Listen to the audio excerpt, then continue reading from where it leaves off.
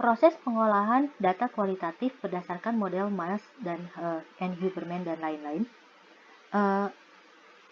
Ketika kita sebagai peneliti lapangan memulai proses untuk mengumpulkan informasi, tantangan yang sebenarnya itu mulai muncul ketika kita mengumpulkan informasi tersebut. Tantangan terbesar ini biasanya itu berkaitan dengan keragaman dari berbagai jenis dan format data. Beberapa informasi bahkan muncul dari pengamatan-pengamatan informal ataupun pengamatan-pengamatan yang terstruktur. Nah, beberapa berasal dari hasil wawancara, telaah dokumen, arsip-arsip, ya, kemudian artefak-artefak fisik, hasil survei, video, dan statistika records lainnya. Nah, bagaimana kita bisa menstrukturkan berbagai data-data tersebut? Itu bisa kita lakukan dengan pemberian coding atau kode. Nah, kode ini merupakan suatu label yang diberikan yang memiliki makna simbolis terhadap deskripsi dari informasi yang dikumpulkan selama penelitian kualitatif dilakukan. Nah, kode biasanya digunakan untuk berbagai potongan data yang bervariasi, bisa juga dinyatakan di dalam bentuk yang lebih deskriptif ataupun bentuk yang lebih kompleks. Nah, proses pengolahan data kualitatif dengan pengkodean itu bisa dilakukan dengan 4 tahapan. Yang pertama adalah pemberian kode siklus pertama, lalu pemberian kode siklus kedua atau axial coding, pemberian kode siklus ketiga atau pengelompokan kode, dan yang terakhir adalah dengan pencatatan atau memo. Metode pemberian kodenya sendiri itu terbagi menjadi dua, yaitu deductive coding dan inductive coding. Nah, deductive coding ini biasanya dikembangkan sebelum pengumpulan data. Jadi kode-kode itu muncul di awal ketika kita menyusun kerangka konseptual, ketika kita menyusun pertanyaan penelitian dan berbagai variabel yang akan digunakan peneliti selama proses penelitian berlangsung. Nah, sementara kalau inductive coding itu dikembangkan setelah ataupun selama pengumpulan data. Jadi kode-kode ini baru muncul dari hasil kita mengumpulkan data di lapangan. Nah, biasanya dengan menggunakan metode inductive coding ini akan lebih terbuka terhadap berbagai kemungkinan yang ada di lapangan. Jadi terhadap berbagai kemungkinan munculnya kode-kode baru yang ada di lapangan. Nah, di dalam pemberian kode siklus pertama itu merupakan suatu proses yang dilakukan dengan mengagregatkan suatu teks atau data visual ke dalam kategori kecil informasi. Di situ kita mencoba untuk memberikan kode atau coding yang kemudian diberikan terhadap potongan data. Nah, seperti yang sudah dijelaskan sebelumnya, kode ini merupakan suatu label yang memiliki arti simbolik mengenai informasi yang disusun selama studi itu dilakukan. Biasanya pemberian kode ini dilakukan untuk mengkategorikan berbagai potongan data yang ada, sehingga peneliti itu nanti bisa dengan cermat dan cepat menemukan dan mengelompokkan berbagai segmen yang berkaitan dengan pertanyaan penelitian, hipotesis, ataupun tema penelitian. Jadi akan memudahkan atau membantu peneliti untuk membuat proses analisisnya. Nah, misalnya ada suatu penelitian di sini, dikatakan kan kalau misalnya ada satu teks yang banyak, kita sulit ya untuk mengambil kesimpulannya, kita harus membaca keseluruhannya. Padahal kita nanti mungkin akan berhadapan dengan data berupa teks ini yang sangat banyak gitu. Kalau kita tidak bisa menemukan makna di balik teks atau kalimat tersebut, itu akan mempersulit kita di dalam membuat proses analisisnya. Nah, di sini dinyatakan bahwa saya bertanya kepada kepala sekolah, apa perlunya program baru itu? Dan dia menjawab bahwa siswa yang masuk kelas 9, 2 tahun di bawah tingkat kelas dan bawah kurikulum lama itu tidak efektif. Jadi melalui pengujian ditetapkan bahwa siswa yang tumbuh secara akademis itu hanya 5-6 bulan atau selama tahun sekolah itu 10 bulan. Nah, jadi dari sini bisa dikatakan ada beberapa notasi kode yang mengaku potongan wawancara tersebut adalah motivasi. Tapi bisa jadi kode yang diberikan itu berbeda-beda antara peneliti yang satu dengan peneliti yang lainnya. Jadi bergantung dari tema yang ingin diharapkan oleh peneliti.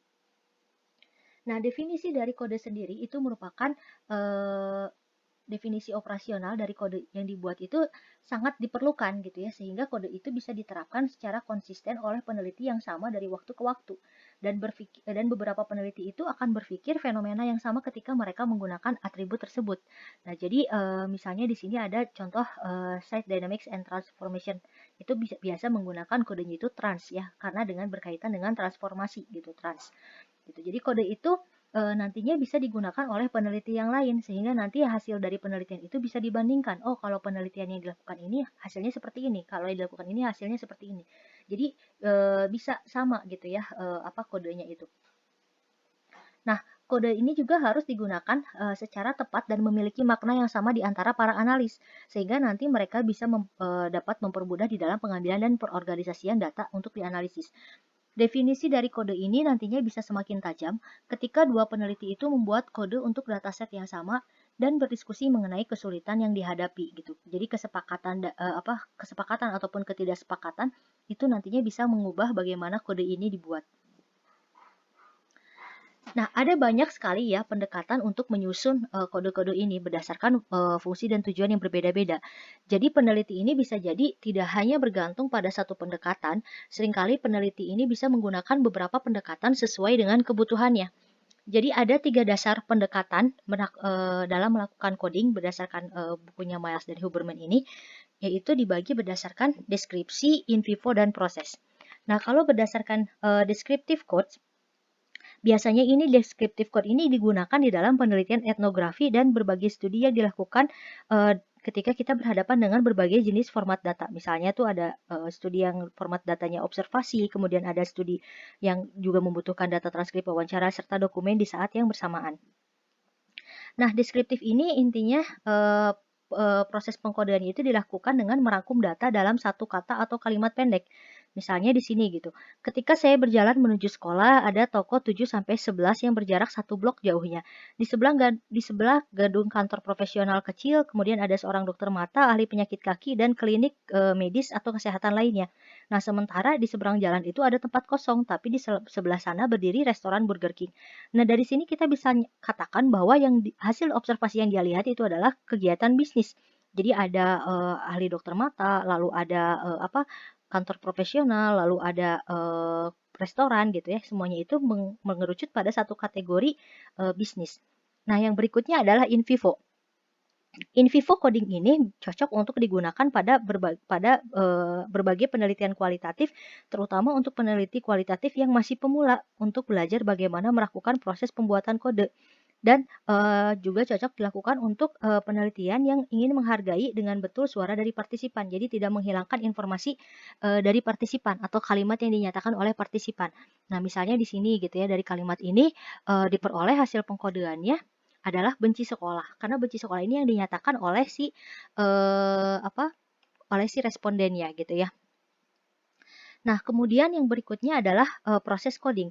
Nah, proses coding ini cocoknya dilakukan untuk penelitian yang sifatnya itu grounded theory karena ini berupaya untuk mengekstraksi partisipan berdasarkan tindakan dan konsekuensinya gitu. Jadi di sini di dalam proses ini menyiratkan adanya suatu tindakan dan menyiratkan adanya suatu dinamika waktu gitu.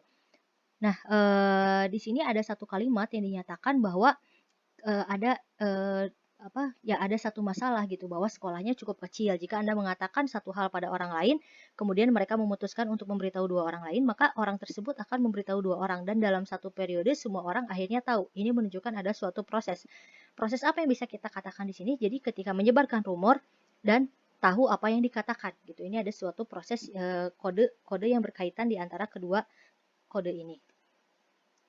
Nah, kemudian ada metode lagi yang lebih tentang pengalaman subjektif ya, yang dibagi pemberian kode itu dibagi berdasarkan pengalaman subjektif tiap orang.